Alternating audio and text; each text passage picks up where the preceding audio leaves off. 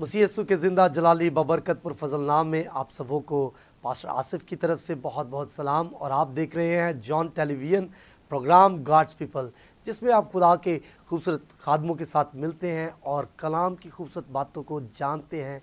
कलाम के भेद आपके साथ शेयर किए जाते हैं और यकीनन आप इस कलाम के वसीला से बहुत सारी बरकतों को रिसीव करते हैं।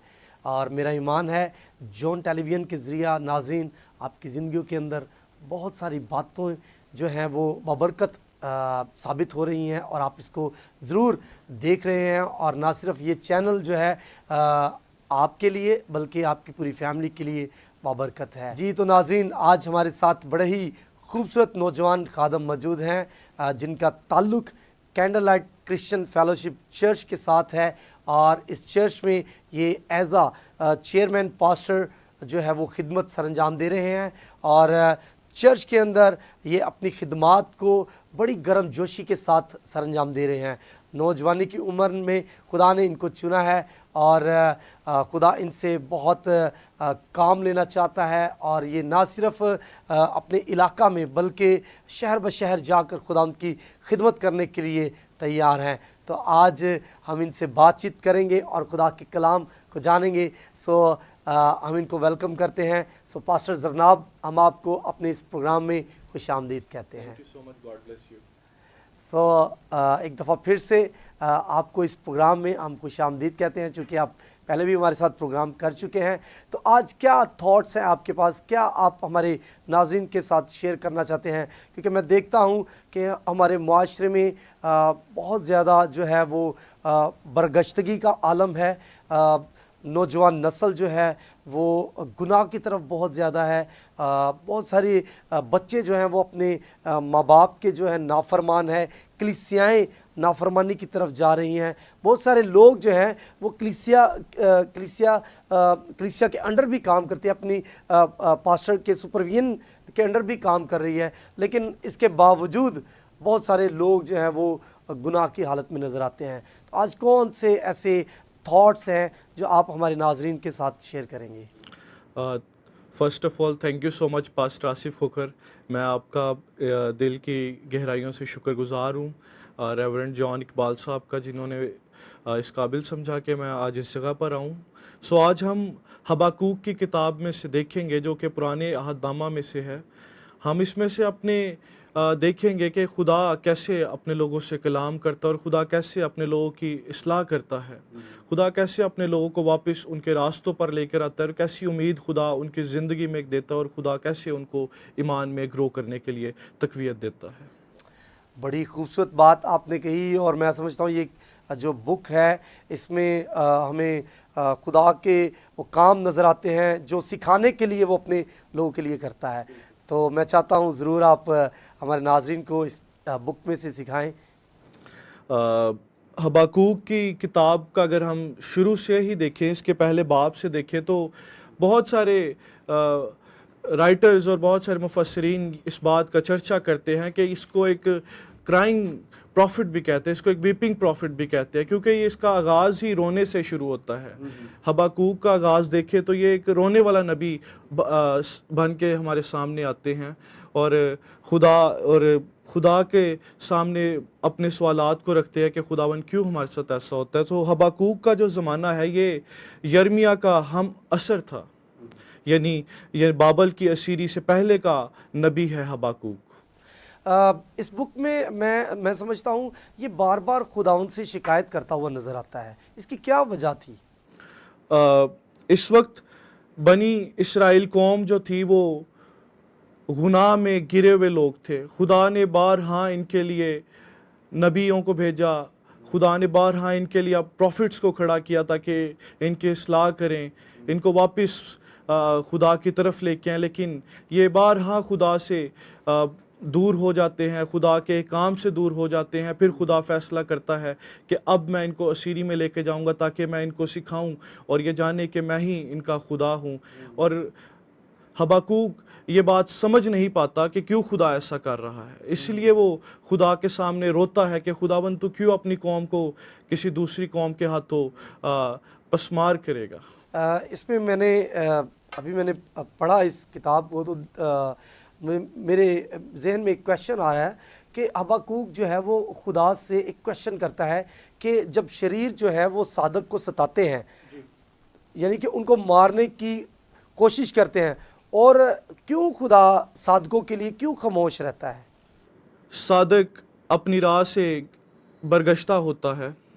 جب ایماندار خدا کو بھولتا ہے تو خدا اس کی زندگی میں سم ہاؤ سم ویئر ایک ہارڈ ٹائم لے کے آتا ہے تاکہ اس پہ اپنے تاکہ اس کی زندگی میں اپنے جلال کو ظاہر کر سکے. جی، تو ہمارے ناظرین اس بات کو جاننا چاہتے ہیں کہ خدا نے کسدیوں ہی کو کیوں جو ہے وہ اس کا کیوں چناؤ کیا کہ وہ کیوں جائیں اور یہودا پر جو ہے وہ چڑھائی کریں؟ سو پادی صاحب، اگر ہم حبقوق کے پہلے باب کی 7ویں آیت میں دیکھیں تو لکھا ہے، وہ ڈراؤنے اور ہیبت ناک ہیں، وہ خود ہی اپنی عدالت اور شان کا مصدر ہیں. یعنی وہ ایسے لوگ ہیں جو کوئی ان کے سامنے آتا ان کو مار ڈالتے تھے. اور آگے اگر 8ویں آیت میں جائیں تو لکھا ہے، ان کے گھوڑے چیتوں سے بھی تیز رفتار اور شام کو نکلنے والے بھیڑیوں سے زیادہ خونخوار ہیں، اور ان کے سوار کودتے پھاندتے آتے ہیں. ہاں، وہ دور ہی سے چلے آتے ہیں، وہ عقاب کی مانند ہیں جو اپنے شکار پر جھپٹتا ہے. یعنی وہ ایسے لوگ تھے جو بے رحم تھے. وہ اپنے دشمن پر رحم نہیں کرتے تھے، بلکہ ان کے ساتھ برا سلوک کرتے، ان کو اسیری میں لے جاتے، ان کو مارتے، ان سے ضرورت سے زیادہ کام کروایا کرتے تھے. اس کا مطلب یہ ہوا کہ یہ لوگ جو تھے خدا سے دور تھے، یہ غیر معبودوں کی پرستش کرتے تھے، اور انہوں نے اپنا رہن سہن جو تھا وہ بگاڑ لیا تھا. تو آج کی کلیسیا کے متعلق آپ کس طرح سے آپ اس کو ڈیفائن کریں گے؟ ہمارے ناظرین کو کیا میسج دینا چاہتے ہیں؟ جیسے قوم بنی اسرائیل بارہا خدا اور خدا کے احکام سے دور ہو جاتے ہیں، آج میں سمجھتا ہوں کہ ہمارے لوگ برگشتگی میں چلے جاتے ہیں. بارہا خدا اور اس کے احکام کو، اس کے مقدس کتاب کے صحیفوں کو بھول جاتے ہیں. خدا جو آج ہم سے کام لینا چاہتا ہے، ہم اس کام کو چھوڑ کر اپنی دوسری مصروفیات میں زیادہ مصروف ہو جاتے ہیں. جو خدا آج ہم سے کلام کرتا ہے، ہم بارہا اپنے کریکٹر کی وجہ سے، اپنے سوچ و خیالات کی وجہ سے اس کلام کو ڈینائی کر دیتے ہیں. جیسے قوم بنی اسرائیل کا رویہ تھا، آج میں سمجھتا ہوں کہ ہمارا بھی سم ہاؤ سم ویئر اسی طرح کا رویہ ہے، اور ہم بھی بارہا خدا کے کلام سے دور ہو جاتے ہیں. جیسے حبقوق کو ویپنگ پروفٹ کہا گیا، یہ خدا کے سامنے روتا ہے، آہ و نالہ کرتا ہے، اسی طرح سے ہمارے خادمین بھی آج کلیسیا کے لیے، ہمارے لوگوں کے لیے آہ و نالہ کرتے ہیں، ان کے لیے دعاؤں میں ٹھہرتے ہیں، روتے ہیں کہ خداوند دوبارہ سے ہمارے لوگوں کو بحال کرے. پھر کلیسیا کو آج کیا کرنے کی ضرورت ہے؟ آج میں سمجھتا ہوں کہ کلیسیا کو اپنے گھٹنوں کے بل ہو کے خداوند کے سامنے سرنڈر کر دینے کی ضرورت ہے، خداوند کے تابع ہو جانے کی ضرورت ہے. جب خداوند کے تابع ہو جائیں گے، جیسے خدا نے یہودا کی عدالت کی، پھر کسدیوں کی عدالت کی، اسی طرح سے خدا اپنے لوگوں کی عدالت کرے گا اور ان کو پھر سے اسیری سے نکال کر بحال کرے گا. پریز دی لارڈ. بڑی خوبصورت باتیں خدا کے خادم سے ہم نے جانی کہ آج ہمیں گھٹنوں کے بل ہونے کی ضرورت ہے، خدا سے معافی مانگنے کی ضرورت ہے. یوحنا اسطباغی گناہوں سے توبہ کے لیے بپتسمے کی منادی کرتا رہا. یسوع نے آ کر کہا کہ توبہ کرو کیونکہ آسمان کی بادشاہی نزدیک ہے. آج میرے عزیزو، بادشاہی آپ کے بڑی قریب ہے. آج وقت ہے کہ ہم اپنے گناہوں کو چھوڑیں، ہم فرما برداری میں آ جائیں، اپنے آپ کو سرنڈر کر دیں، تاکہ اس سے پہلے کہ خدا عدالت کے کٹہرے میں ہم کو لے کر آئے، ہم بھی کہیں جس طرح سے یہ کسدی لوگ یہودا پر ٹوٹ پڑے، کہیں ایسا نہ ہو کہ ہم پر بھی مصیبتیں، پریشانیاں، تکلیفیں، دکھ، آہ و نالہ ہماری زندگی میں آ جائے. اس سے پہلے کہ ایسا ہو، آج ہمارے پاس وقت ہے. خدا کے خادم نے بڑا خوبصورتی سے بیان کیا. سو تھینک یو سو مچ. آپ نے آج بڑی خوبصورت بک سے جو ہے یہ ہمارے ناظرین کے ساتھ بات کی اور سکھایا کہ کس طرح سے آج ہمیں بنی اسرائیل کے طرح نہیں ہونا بلکہ اپنے آپ کو گناہ سے خالی کرنا ہے، پاک کرنا ہے تاکہ ہم خدا کے قریب آ سکیں اور اس کی بادشاہی کا حصہ بن سکیں۔ آئیں، وقت ہوا چاہتا ہے پروگرام کے اختتام کا، آئیں لاسٹ میں دعا کرتے ہیں۔ میں چاہتا ہوں کہ ہمارے خوبصورت خادم جو ہیں وہ دعا میں رہنمائی کریں۔ آئیں ہم سب اپنی آنکھوں کو بند کریں، اپنے سروں کو جھکائیں۔ بزرگ آسمانی باپ، یسوع مسیح کے نام سے ہم تیرے سامنے آتے، خداوند تیری مدح سرائی کرتے ہیں، تیری حمد و ستائش کرتے ہیں، کیونکہ تو ہی ساری حمد و ستائش اور مدح سرائی کے لائق ہے۔